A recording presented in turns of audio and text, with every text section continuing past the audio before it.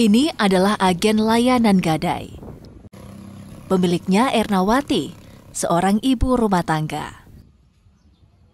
Berada di Poros Galesong Utara, Kabupaten Takalar, Sulawesi Selatan. Agen gadai ini berkembang pesat meski awalnya hanya modal nekat. Ernawati pun mendapat banyak cuan meski pekerjaan ini sebagai sampingan. Omsetnya meningkat setiap tahun. Tahun 2024 lalu bahkan menembus hingga nyaris 20 miliar rupiah.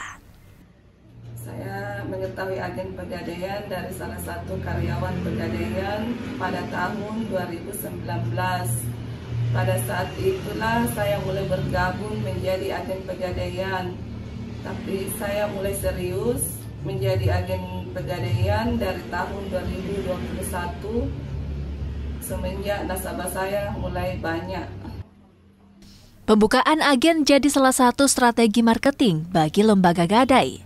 Bukan hanya untuk memperluas jangkauan bisnis, tapi juga untuk memudahkan nasabah mendapatkan akses layanan. Karena pelayanannya sangat baik, buka sampai malam hari dan biar hari libur sehingga sangat memudahkan transaksi saya. Jadi agen lembaga gadai memang cukup menjanjikan, tak perlu modal besar, tapi bisa dapat pemasukan besar.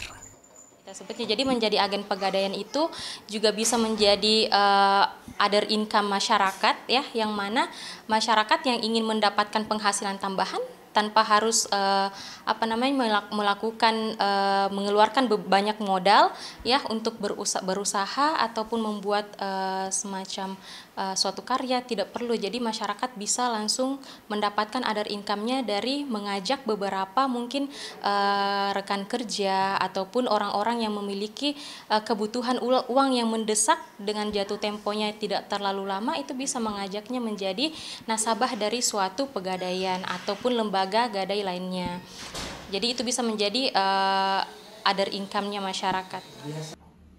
Layanan gadai tumbuh pesat seiring meningkatnya kebutuhan dan kehadiran para agen. Pegadaian Kanwil Endam Makassar bahkan mencatat jumlah agen mereka sudah lebih dari 23.000 yang tersebar di sejumlah daerah di Sulawesi Selatan. Tim Liputan.